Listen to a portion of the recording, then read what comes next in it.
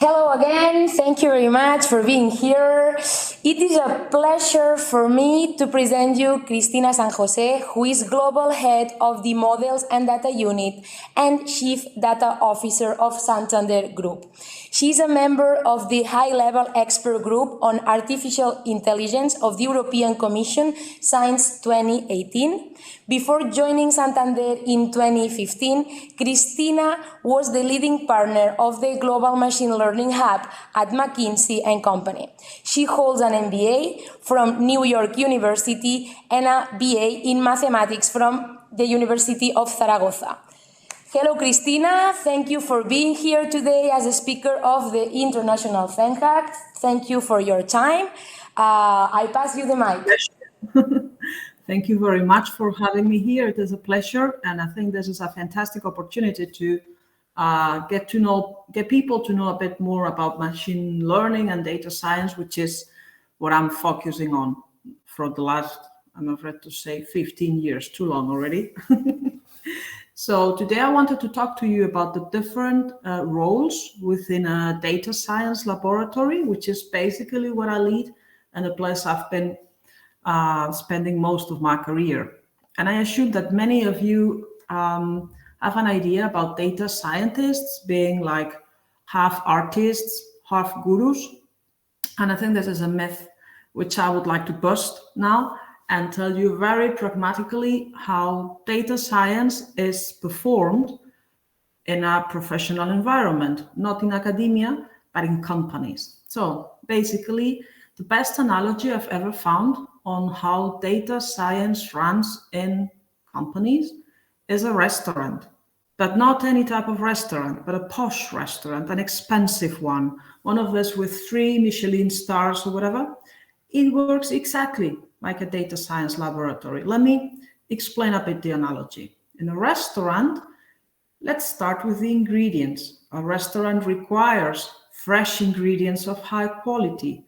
This is the data for us, okay? In a restaurant, those ingredients are not bumped on the table and that's it. Of course not. They're stored properly, labeled with expiration dates. The ones that need to be refrigerated are stored in fantastic industrial freezers. The other ones in specialized furniture, etc.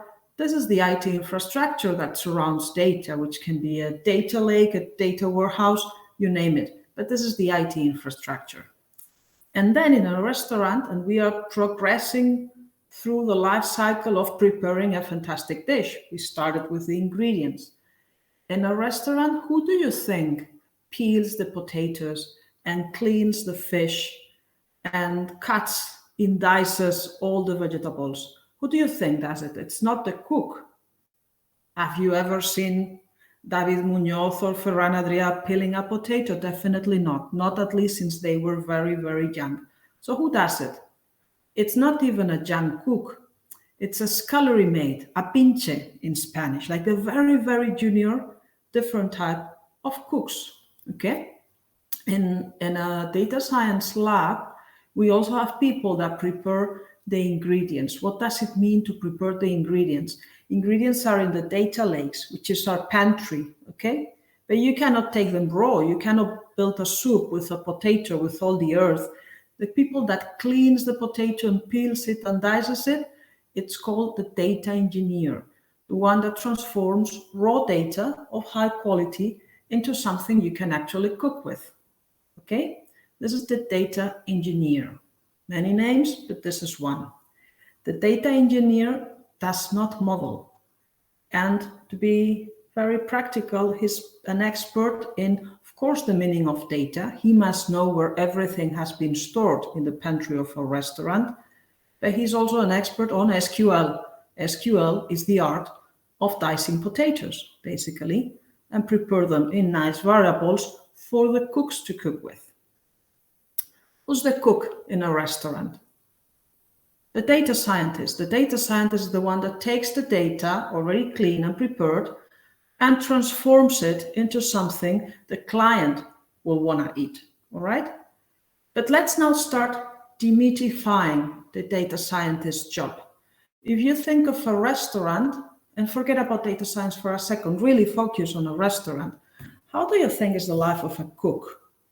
Do you think, how many cooks are there in a restaurant? Plenty, right? Kitchens are frantic places full of activity, all people moving here and there. But do you think they wake up in the morning and start reflecting, a restaurant, how am I going to cook today the tortilla de patatas? Well, the same way I did yesterday, and the same way I will do it tomorrow, because I have to follow the recipe. Because this dish, this use case, this application has a recipe. We cannot say our client wants to eat sole meunier. Let's figure out how I'm going to cook the sole meunier today. This makes no sense because this is not an R&D cooking lab. This is a restaurant. People comes to eat French omelette the way they like it. So basically, cooks, which are the data scientists, follow recipes. What are the recipes? The recipes are the algorithms, okay? You don't invent them, you follow them. And by the way, you don't spend your day researching new recipes. Not everyone in a kitchen. Maybe the chef does for a while. He feels inspired, and on weekends he starts creating new recipes. This can be, but this is maybe 5% of the time of the chef. The remaining cooks in the lab are definitely not researching new recipes, maybe on their free time at home, okay, hoping to become famous. But 9 to 5, they follow the established recipe. The recipe is the algorithm. We will talk about recipes a bit later. But let's keep on the life cycle of this fantastic dish we are preparing. Do you think clients enter the kitchen to explain to cooks what they want to eat today? Not really, right? This never happened. That would be awkward for the client, who maybe doesn't even want to see how his fish is there sitting raw. He's not interested in that at all.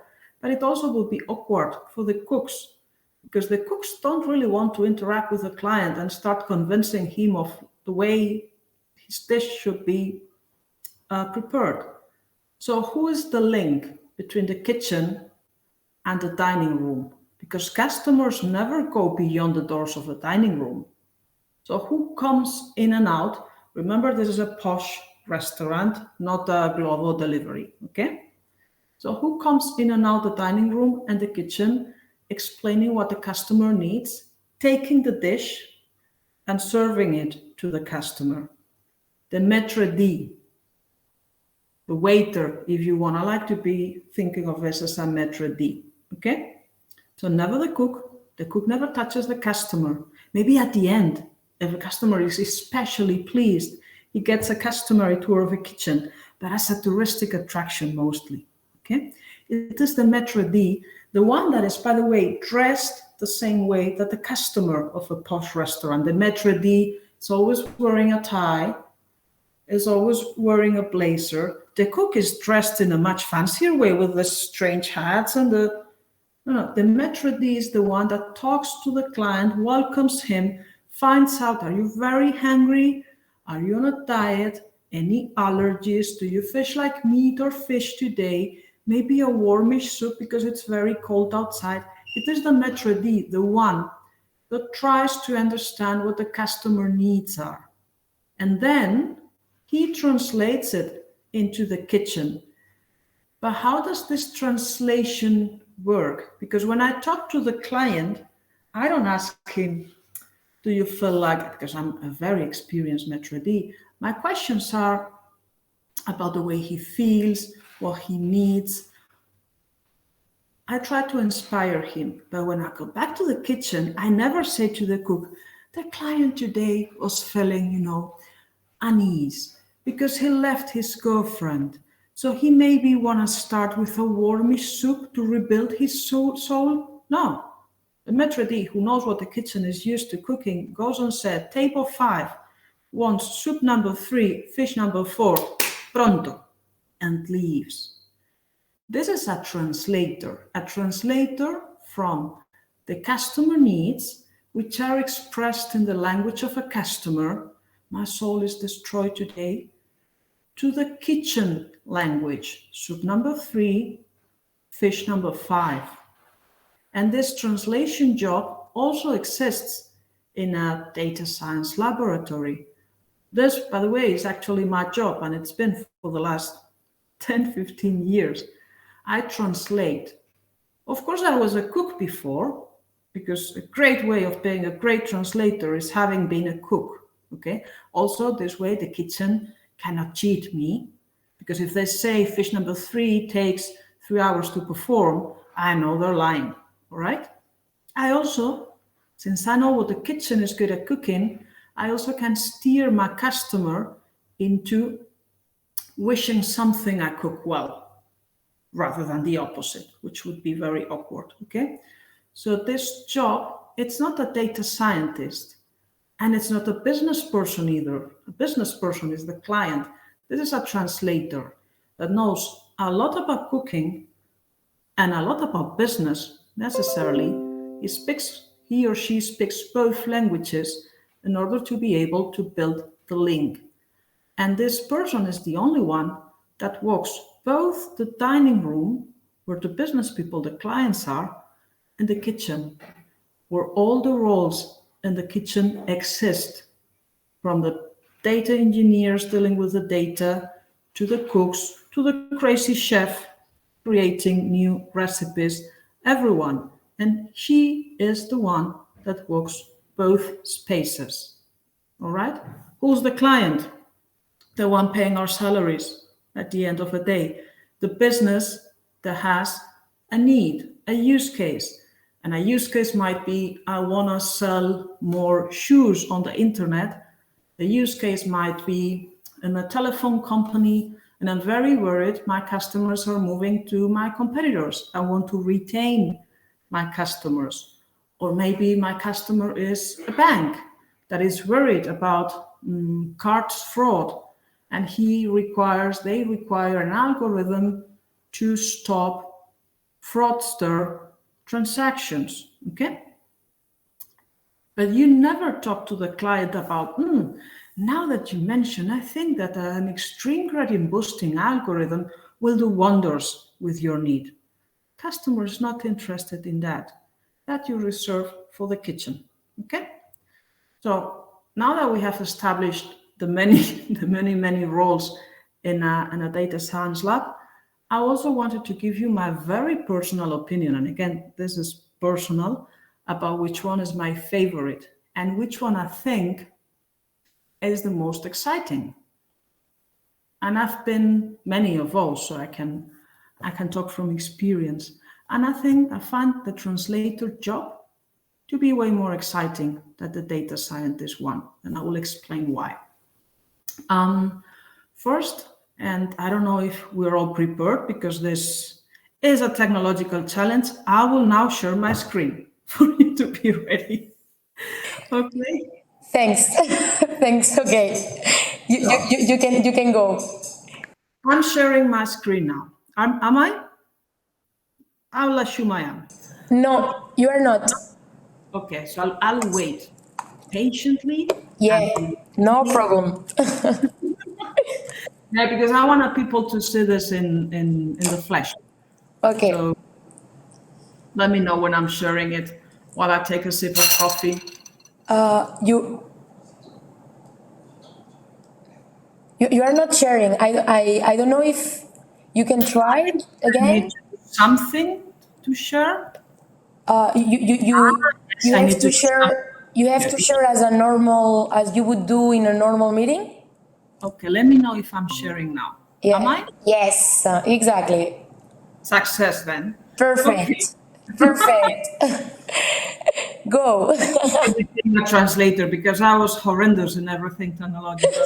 No, jokes aside, what you're seeing here is the homepage of Kaggle. Okay, Kaggle is, I guess most of you must know what Kaggle is. Kaggle is one of my favorite sites on the internet, and every morning when I wake up, first thing I open, I admit it as the newspaper, but the second thing I open is Kaggle's homepage to see what new data science competitions are there and who's sponsoring them, okay? You know, Kaggle is like the marketplace for data science. By the way, let's have a look at what recent competitions are there.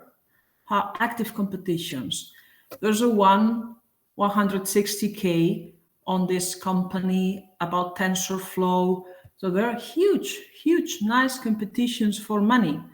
Well, Santander, which is the company I proudly serve, has also sponsored some of these competitions. And this is what I learned sponsoring them. So let me find the competitions we sponsored.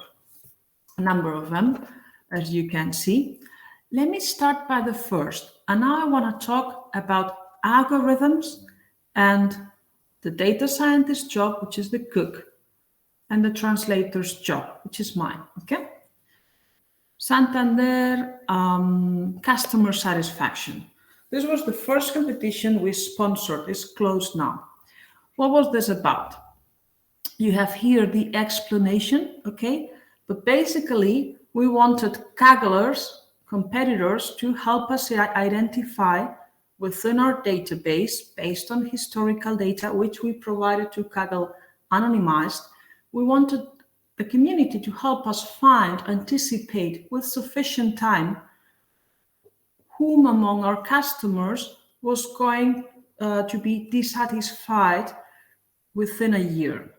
What behavior and what events, what incidences led us to think that this customer was not going to be happy with us so that we could fix it, okay? So we wanted to find unhappy customers to be within our customer base, which is a noble purpose, by the way. So we sponsored this competition. 5,000 teams within the Kaggle community participated, which is fantastic. And let me show you the leaderboard, who won and by how much. Because all these guys, most of them, were truly fantastic cooks, okay? This is the team that won, a team by José and Nir. I will introduce you to José in a while because we talked to him, fantastic cook. They won, and the metric we used to determine who was the winner was AUC, area under the curve, to predict who's going to be dissatisfied. Please try to remember, and I don't know, let me make it bigger. This was the AUC of a winning entry. The winning entry was a price of 60K, okay? 0.8290, 8290. Out of 5,000, sorry, they won. Let me show you 8290. We're still at 82.7. Let's load some more because I want to show you the difference between top-notch cooks and average ones. Because let me tell you, the average ones didn't win, okay? It's thinking, but we have it. Opa. Let's see. That was too ambitious for my connection.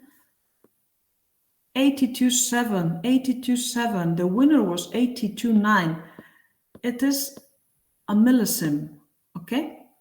The difference between top-notch and average, first message for you, is nothing. It is absolutely nothing. And let me tell you, if I'm in the business of curing cancer, this tiny millisecond makes a difference because within 1 million patients, this might mean a life saved. So it's priceless. Within most of the businesses, be it retail, finance, etc., the millisecond that separates José and Nir as the very top of cooks and a more average one means nothing, okay? But you may think that José and Nir won in a serendipity fashion, because if the difference is so tiny, anyone can win. Well, no, a good cook is a good cook all times. Let me introduce you to José. We talked to him. This is him. Now he's a data scientist. He's a cook now at Microsoft. When we met him, he was a grad student, I think in Washington University actually. He's from Japan. Let me tell you, within the Kaggle community, which is you have it here, 200K plus community of cooks worldwide, José got to be, now he doesn't practice in Kaggle anymore, but José got to be number 5 of the community. He won 17 competitions, becoming the number 1. But 20 times he got number 2, the silver medal, and 7 times the bronze one. So there's something special. There's something special in José, okay? He has something. A millisecond being what differences winning from nothing. José always gets this millisecond. How does he do it? Because this is another secret I want to tell you about how good cooks operate in a data science kitchen. What you have here is an example of the competitions, the other competitions beyond ours that José has won. You already know he won the Santander Customer Satisfaction Competition. The title is like the title of a use case, but if we think now as cooks, and translators need to be able to go both ways, what is, from a data science point of view, a problem in which you have to anticipate who is going to be a satisfied versus unsatisfied, happy versus unhappy customer? Well, this is a binary classification problem. The response is either 1 or 0. You're happy or unhappy. Let's have a look at the other competitions José won. And I'm sorry because the name is cut and I don't want to get into this. Right whale recognition. This was a competition, I think, let's open it. This was a competition, I think, sponsored by Greenpeace or something, or no, NOAA. It was for money, but this is a sort of NGO. What they wanted to find out is whether what the radar in the fishery was seeing, whether it was a protected whale species versus a tuna bank, okay? Because when you're on a boat, on a fishing boat, and you identify a bank of fish on your radar, you go and throw your nets, your fishing nets. And if it is a whale, well, that's not nice because whales are protected. You shouldn't fish them. But if it's tuna, you shouldn't miss it. Okay? So what type of problem do you think this is? Surprisingly, it is again a binary classification problem, same as this one. In this one, we try to anticipate happy from unhappy. In this one, we're trying to recognize whales versus anything else. Whale, non-whale, it is the same, okay? And surprisingly, machinery tube, whatever, this machinery tube, whatever, what they were trying to find, this was a competition sponsored by some producer of plastic tubes. What they were trying to find was which tube had a fault in quality so that they could remove it from the batches before sending it to customers. So this is what? Binary classification problem again. Faulty tube, non-faulty tube. Because if you take a step back, what do you think that José from Japan knows about banking customers or whales or plastic tubes? He knows nothing. The power of being a cook is that you don't need to know anything about the problem you're trying to solve. This is a myth. The only thing you need to know is what type of problem this is and whether you have what? A good algorithm, a good recipe of your own in order to solve this. Because if you have a great binary classification recipe, you would do what José does. He was participating in every competition in Kaggle that was bringing a binary classification problem. And since his recipe was fantastic, regardless of whether the data were about unhappy banking customers, protected whales, or dirty tubes, he would solve it. He doesn't need people to explain him the business. Once the data table has been sent to you and you know what problem matches what recipe and you're good at that recipe, you're done, okay? So you've met José, who's an expert on binary classification problems. Let me show you another of our competitions because there are many recipes in data science. The binary one, by the way, is one of the most popular because whether this patient has cancer or not, whether this transaction is a fraud or not, whether this customer needs another credit card or not. Most of the problems in life are binary, but there are some others. The other one that is very popular is what? Recommendation engines. The answer to that question is not yes or no, as in the other problems I explained to you. If I ask you what product needs this customer next, you cannot answer yes. You need to answer, well, I think he needs a new pair of shoes, or I think he needs a pension fund. So it is a different problem. This is called a ranking problem, meaning out of the many things I could offer or the customer could choose, which is the one with the highest utility. We also wanted to see what the state of the art was in this type of recipes. So we sponsored a competition on product recommendation engines, okay? Same happens here, by the way. The difference between being a fantastic cook, let me show you this in big, 0031, and being a more average one, 00307 instead of 31. Difference is not that big, okay? But still, let's see whether winning guys do have something special. This one wanted to remain anonymous, okay? But as José, he's not participating anymore, of course, but he was one of the top contributors to Kaggle. He had also won many competitions. Let me show you. This is my Santander product recommendation. So he seems to be very good at recommending banking products, but he also won what?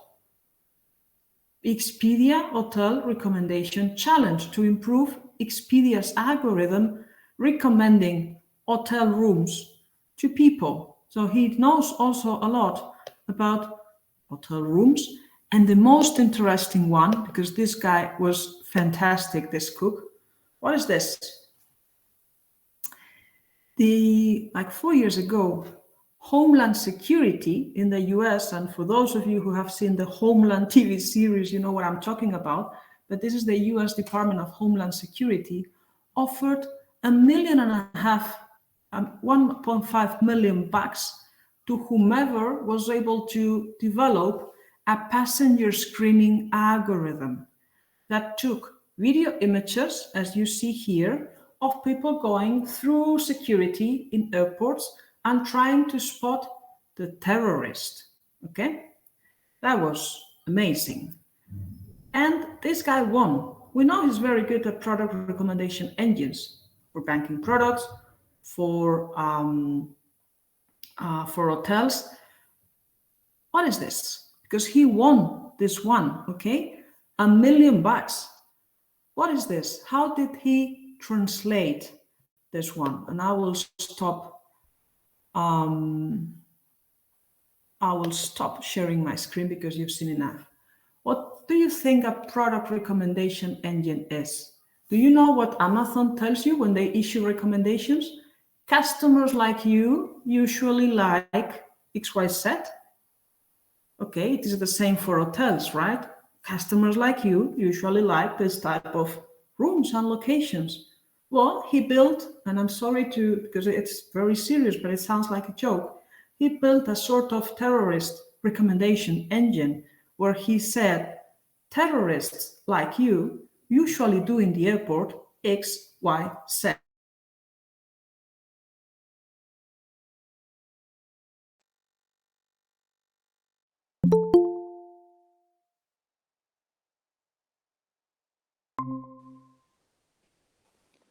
Sorry, do you hear me again? Yeah, we have lost you, but we can hear you again. Yeah, because the worst happened with my computer again. Do not worry, that happens to everybody. And with my iPad. Thank God it was ready. Perfect. Everything's fixed now. Great. So he built a terrorist recommendation engine. Terrorists like you usually do XYZ. So when he discovered XYZ in the videos, that's it, I caught you, and he won.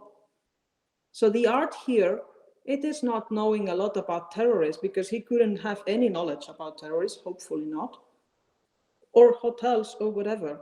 He just had the right data and was smart enough to identify what recipe out of my book of recipes is it gonna solve this problem. And since very good at ranking recipes, recommendation engines, that's what he applied. Okay? So what did we learn from this little walk through real data science competitions? I wanted to tell you 3 things. A, that the difference between being the top and being average, it's tiny. It is tiny. What does it mean? Well, that knowledge is uniform across everyone. And it's very difficult to pick something truly differential. It is a tool, you must know, but the effort you require to win the extra millisecond is huge, huge, and it's tiny. And maybe the market is not going to reward the tiny millisecond. This is one message. The other message, still, number one is number one, not by random. Okay? There's something, he has something, Shitho won lots of things. The other guy, the anonymous one with a duck as an avatar, he also won numerous things. How do they do that? They specialize on a line of recipes. Shitha is a specialist on binary classification. The other one, the duck, is a specialist on recommendation engines. This is again the same, like in a restaurant. Desserts are built by pastry chefs. There are people specializing in cakes. Same that there are people in a very posh restaurant specializing in sauces. Okay? So you must be a specialist in something, and then you will have a box. But then the third thing is, what really makes the difference? Is it knowing box to apply? My answer is yes, because the really bright spot was to identify that screening terrorists in a restaurant, sorry, in an airport, was something we could solve with a recommendation engine. That's the unique thing, because when we have discovered that, I could hire either the super specialist in recommendation engines, which is for sure going to be very expensive, or I can hire any of the next 5,000 guys, because the difference is tiny. Okay? But being able to identify what recipe matches brilliantly each problem, this is the translator's job. But once the match has been identified, what do? You just need to go back to the kitchen and say, voila, this gentleman needs product recommendation engine. Thank you very much. Okay? So this was a bit my thing. It's more or less the time I've been instructed to stop There's things so that you can make me any questions you want, and I will answer you as honestly as I can. Thank you very much, Cristina. It has been a super clear presentation. I think that the comparing all the data science roles with a restaurant, it has been really, I mean, the picture, it's really easy to understand it. So thanks for that, because I think it has been really useful, at least for me, because I am not involved in the data science world. So right now, for me, I understood everything clearly. So thank you very much for that. And yeah, we have some questions that I would like to address to you. The first one, how does a data science lab looks like? Okay, that's easy. It doesn't look like a restaurant. Definitely not. But let me tell you something. It looks like any other office. Okay. Like any other office. You know, nowadays it's the fashion to be in open space. Yeah. So the data scientist, as the boring lawyers, and I apologize if there are many lawyers here. I love my lawyer colleagues in the bank.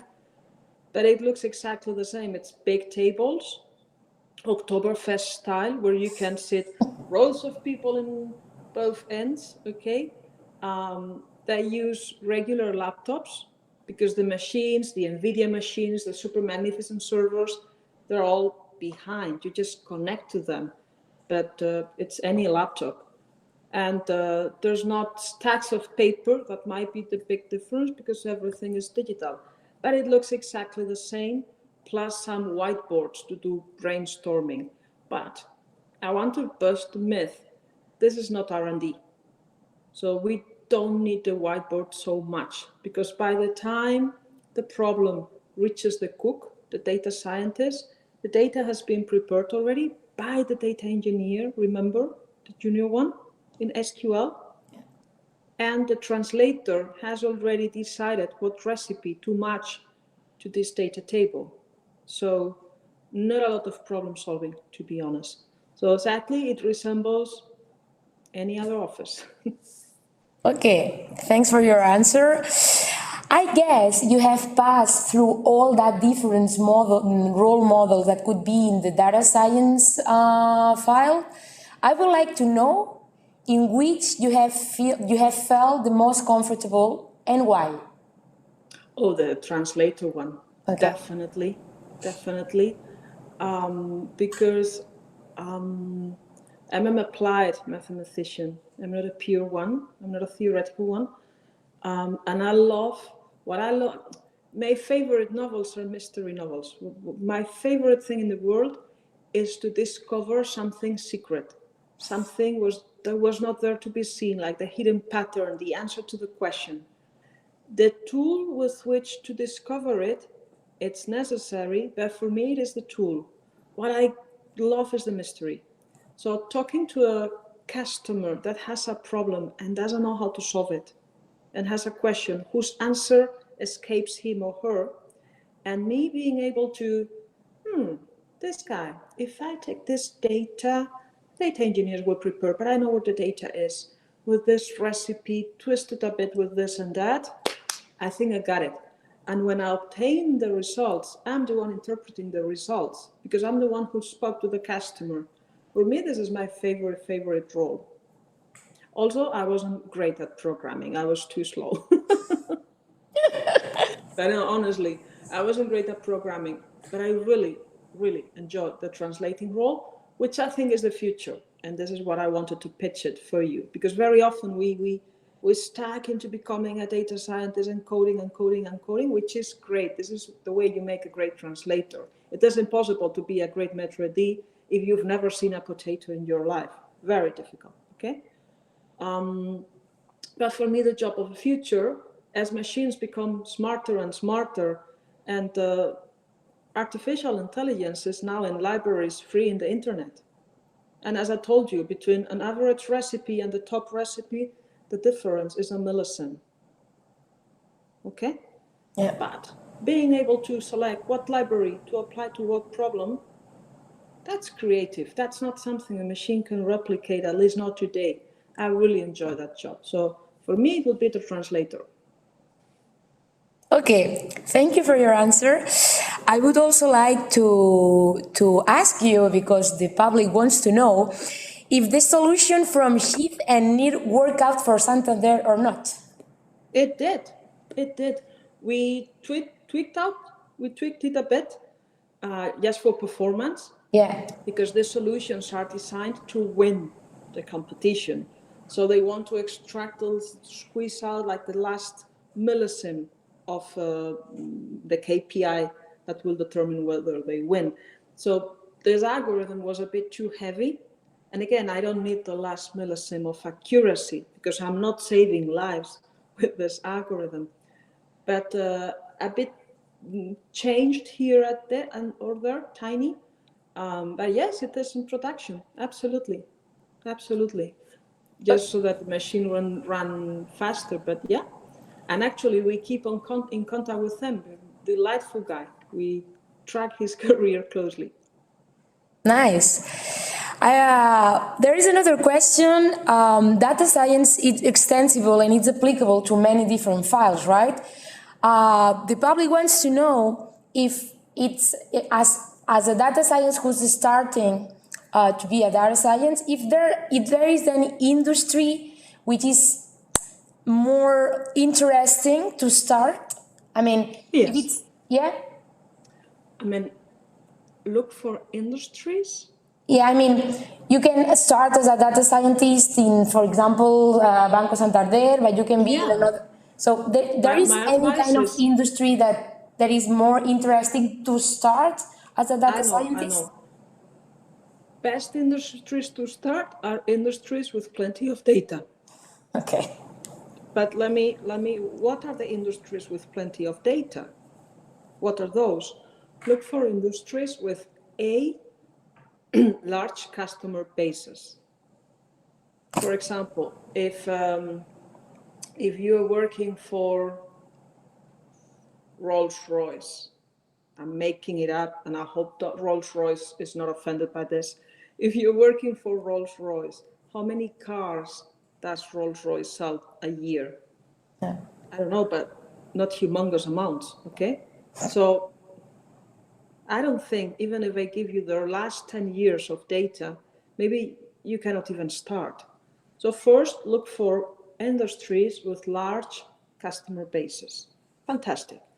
But then look for industries that not only have a large customer base, but a lot of touch points with their customers. What do I mean, a touch point? An insurance company, for example, has a large customer base, but you only contact them. How many times a year do you contact your insurance company? Hopefully none. Okay?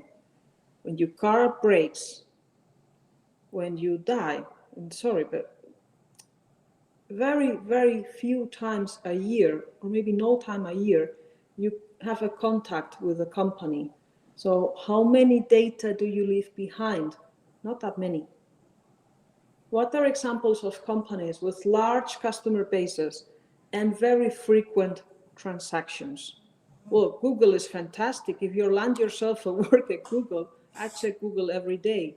The customer base is the entire world. So that would be the top. Online retailers are great companies. They usually have large customer bases with very frequent interactions. Banks are as well. There's large customer bases, very frequent interactions. And don't think your interactions are every time you go to the branch. You seldom go to the branch. But every time you go online, every time you swipe your card, you're interacting with your financial services provider. Every time you buy something in the internet, we check whether this transaction is not online fraud to protect you, for example. So banks are also great companies to work in because of that. By the way, you want companies in which you can trace the interaction to the actual customer. What do I mean? Imagine a supermarket, one of these large retailing supermarkets. El Corte Inglés, for example, I don't know, Carrefour. You have lots of guys going to your supermarkets many times a week. but you cannot link the guy and the things they bought. Online you can, because when you buy something in Amazon, you're registered. When you go to the Carrefour, buy a pack of beers and a loaf of bread, you pay, you run. Who are you? So look for companies or industries with three things: large customer base, frequent interactions, and customers you know who they are, that they're not completely anonymous in the transactions. Any of the three, good for you. Thanks. Thank you very much for your answer. I think we have time for another question. The public asks that if then we can classify the data roles in data engineers, data science, and translators. Could you confirm? Yeah? Okay. Yeah, absolutely. And many people, I've been two things. I've never been a data engineer, but I was a cook and I'm a translator now. To be a data engineer, you can come from many angles, but you must be great at SQL and technology, because you need to know where all your data is stored. To be a good data scientist, you really need to come from a science background. And of course, being myself a mathematician, my darling cooks are mathematicians as well. Okay, definitely. But in our lab, we have physicists, we have engineers, of course, we have mathematicians. Okay, but we don't have economists. Like, we have people with STEM backgrounds, basically. But to be a translator, this is a more hybrid profile. And I know of, you can be from a business background that is moving into analytics, or you can be from an analytical background, which is my case, moving into business. My favorite choice is always to hire and build from people with a strong analytical background, because I find business is more easy to learn through experience, while it is very tough to know how kitchen works if you've never been inside, to be honest. So the same way I'm never going to become a great cook at my age, to the despair of my mother, because I have no idea. It's tough to really learn about it once you already studied at different things and you come to it at a later age. So while both profiles are possible to become a translator, for me, the ones with a scientific kitchen background have the advantage. Okay, thank you very much. Well, Cristina, I think that it's the end of this inspiring and amazing talk. Thank you very much for your time. Thank you very much for supporting this event. And Pleasure. hope to see you soon. And I invite you and I encourage you to see the other conferences if you have time to do so. So thank you very much and see you soon. And for the public, we will be back in 10 minutes with the other speaker of this morning, who's Sterthi. So see you now. Bye.